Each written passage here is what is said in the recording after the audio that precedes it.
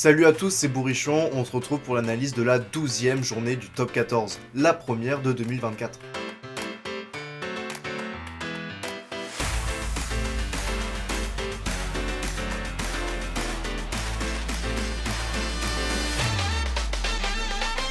Pour ce qui est des matchs, je vais commencer par parler du Perpignan Oyonnax. C'était un match à la muerte pour ce qui est de la lutte au maintien. On a vu Oyonnax qui a été très indiscipliné d'entrée et qui a fait globalement une très mauvaise entame puisqu'ils ont pris 2 cartons jaunes avant de prendre 2 essais, puis un 3e carton jaune dans le match un peu plus tard. On a vu que Perpignan avait une envie de ouf et surtout avait envie d'extérieur. On a vu un jeu de ballon assez construit du côté de Perpignan et avec pas mal de jeux debout et c'était assez plaisant à regarder. De plus, à Perpignan, ce qui a été assez fort, c'est que même lorsqu'ils étaient en défense, ils acceptaient de reculer et surtout ne pas paniquer quand Oyonnax perçait. Il faut ajouter aussi que Oyonnax a laissé de très bonnes munitions en chemin. On a eu quelques touches ratées dans les 5 mètres, mais aussi des en avant et des fois des pénalités jouées où ils se sont un petit peu trop précipités. Et c'est ça qui a pêché à Oyonnax pour ramener au moins un point de ce match parce que je pense qu'ils avaient plutôt la possession lors de ce match et ils avaient aussi des intentions et des vraies occasions d'essai. Mais c'est ces petits détails qui ont fait la différence. Perpignan avec cette victoire sort de la zone rouge pour la première fois de la saison et ils reviennent à hauteur de Oyonnax en termes de points.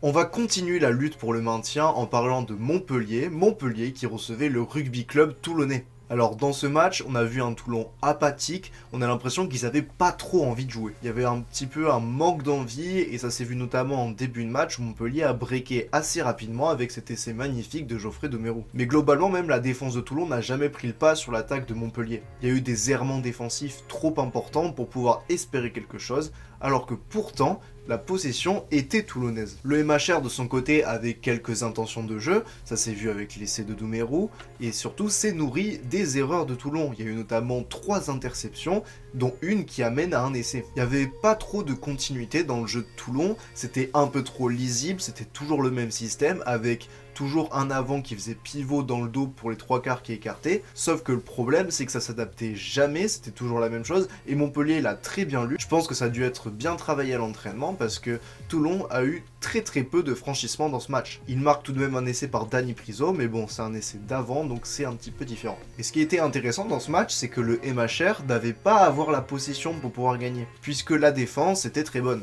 Montpellier avec cette victoire reste dernier, mais revient à 3 points de Lyon, actuel 13e du top 14. Ils peuvent cependant regretter le bonus offensif qu'ils ont laissé échapper en fin de match, car un point de plus, ça aurait pas été de trop. Toulon de son côté, comme à son habitude, perd chez les petits, donc maintenant, j'attends de voir quels résultats ils feront chez un plus gros. On va terminer maintenant les équipes qui jouent le maintien avec Stade Toulousain, Lyon. Alors non, je ne mets pas le Stade Toulousain dans les équipes qui jouent le maintien, je parle évidemment de Lyon. Alors ce match, on avait l'impression de l'avoir déjà vécu avant qu'il soit joué. Tout le monde pensait que Toulouse allait rouler sur Lyon, et c'est ce qui s'est passé, tout simplement. Les Toulousains ont mis à peu près 10 minutes avant de pouvoir développer leur jeu, et Lyon essayait, mais sans parvenir à breaker. Lyon a eu quelques possessions et quelques occasions de se rapprocher de l'embut toulousain, mais jamais d'occasion franche. Et le problème dans cette équipe de Lyon, et c'est un problème qui persiste depuis le début de la saison, c'est qu'on a l'impression qu'il n'y a pas de continuité dans le jeu. C'est toujours un peu le même système, donc de faire péter les avants puis après d'écarter sur les 3 quarts,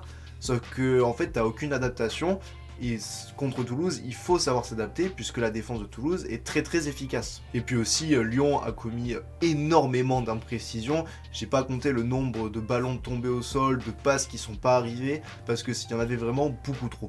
Et on sent que cette équipe n'est pas du tout, mais alors pas du tout en confiance, et j'ai peur pour la suite puisque j'ai l'impression que toutes les équipes qui jouent le maintien sont plus en confiance qu'elles, que ce soit dans le jeu ou même dans la dynamique. De son côté, Toulouse a joué son jeu, toujours avec le ballon qui continuait de vivre avec du jeu debout.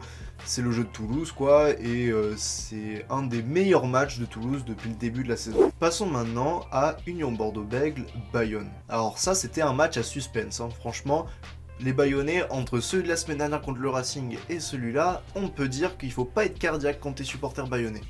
On a vu une UBB avec beaucoup d'intention de jeu mais qui a manqué cruellement de précision. Là aussi c'est pareil, il y a eu énormément de passes qui sont pas arrivées, de mauvais placements offensifs et de petites en avant qui venaient arrêter des actions où l'UBB était dans l'avancée. On a eu aussi une touche mauvaise et beaucoup d'indiscipline et c'est ce qui a fait que Bayonne a été aussi longtemps dans le match. Parce que Bayonne, en soi, ils n'ont pas fait grand chose, mais tout ce qu'ils ont fait, ils l'ont bien fait. Et c'est grâce à ça qu'ils ont mené jusqu'à la 74e minute. Puisqu'ils n'ont pas eu énormément de ballons d'attaque, mais leur défense était plutôt hermétique, ils étaient vraiment disciplinés, et dès qu'ils avaient un ballon, ils étaient réalistes avec. Soit ça amenait 3 points, soit des essais comme celui de Badger, qui est un copier-coller de celui de la semaine dernière. La défense de Bayonne a également bien lu le jeu de 3 quarts de l'UBB, et c'est pour ça qu'on a eu presque quasiment aucune avancée significative des 3 quarts, parce que les avants ont fait plutôt le boulot à Bordeaux, mais les 3 quarts, on les a pas trop vus dans ce match. Mais bon, cette saison, l'UBB a un petit truc en plus qui fait que les matchs tournent en leur faveur. Que ce soit à Oyonnax, à Clermont et maintenant contre Bayonne, l'UBB réussit à gagner ses matchs sur la fin. Les Bayonnais peuvent se mordre les doigts parce qu'ils avaient un succès précieux chez une UBB qui est très en forme, mais malheureusement tout a basculé avec cet essai de Maxime Lucu. Il ramène tout de même un point de bonus défensif qui est largement mérité. Un point de bonus défensif qu'a ramené aussi Castres lors de son déplacement au Racing 92. Alors on a vu un Racing qui était beaucoup plus entreprenant que le CO, on a notamment 5 essais à 2, et on a vu un jeu de 3 quarts et un petit peu à la toulousaine, pas mal développé du côté du Racing. Le CO s'est d'abord nourri des nombreuses fautes du Racing 92, pour revenir à hauteur. C'est pour ça qu'il y a eu énormément de pénalités inscrites par Louis Lebrun. Au final, on a un match avec un double bonus. Le Racing empoche l'offensif quand Castres se contente du défensif,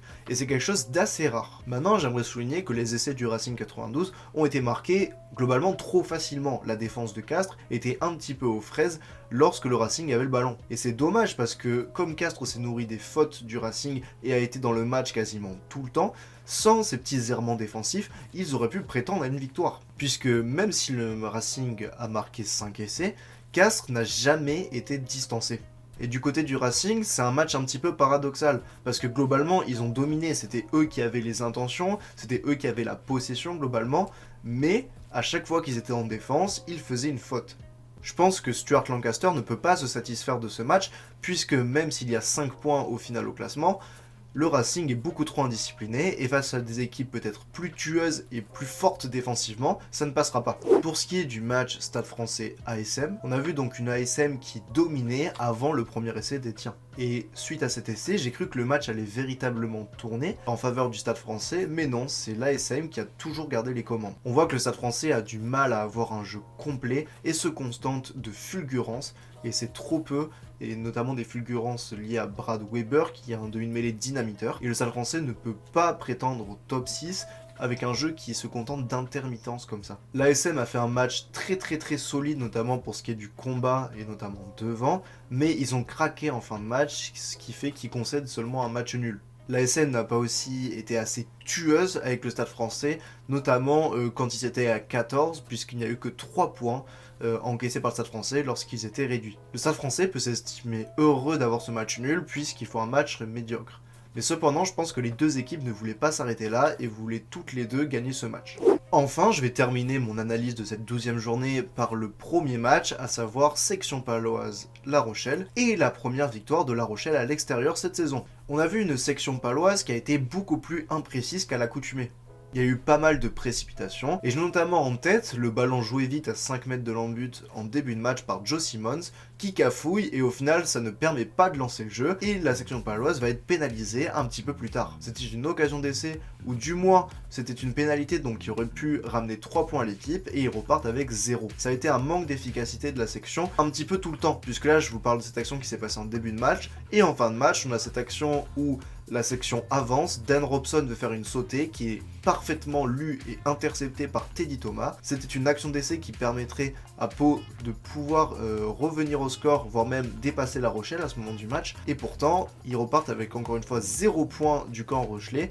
Et c'est ce qui fait qu'au final, La Rochelle peut aller marquer l'essai de ce même Teddy Thomas et donc gagner le match. Mais au-delà de ça, en fait, la section a craqué face à l'énorme pack de La Rochelle. Les Skelton, Botia et autres Aldrit ont fait un match énorme, et là on retrouve le La Rochelle qu'on connaissait, c'est-à-dire dominant devant avant de pouvoir jouer tranquillement sur les extérieurs. Et ce qui est dommage pour Pau, c'est qu'ils ont été devant une grande partie du match, mais ils n'ont jamais réussi à breaker, à faire l'action qui permettait de gagner le match définitivement. Et c'est ce qui a permis à La Rochelle de toujours y croire et de pouvoir marquer dans les derniers instants pour assurer la victoire par l'essai de Teddy Thomas. Pau, je pense qu'il va falloir une petite remise en question, et ces 2 défaites d'affilée à Oyo et contre La Rochelle peuvent faire un espèce d'électrochoc. Peut-être que le bon début de la saison faisait qu'il se voyait peut-être déjà un peu trop beau, et déjà dans le top 6 à la fin de la saison. Ça va être une piqûre de rappel donc, et maintenant il faut basculer sur la Challenge Cup pour réengranger de la confiance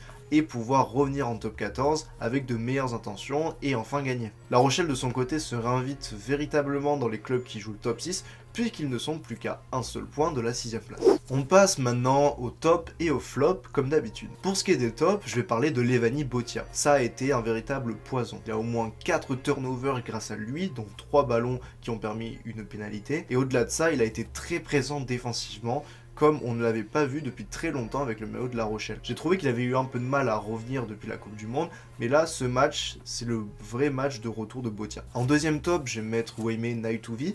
L'ailier Racingman a eu énormément de ballons à jouer sur son côté, il marque notamment le premier essai du match, et au-delà de ça, il a été très en canne. Il a gagné beaucoup de duels, et en défense, il ne s'est pas échappé. Ça a été un des joueurs qui a le plus parcouru de mètres lors de ce match, et ça s'est vraiment vu. Enfin, le dernier top, c'est Ben Tameifuna.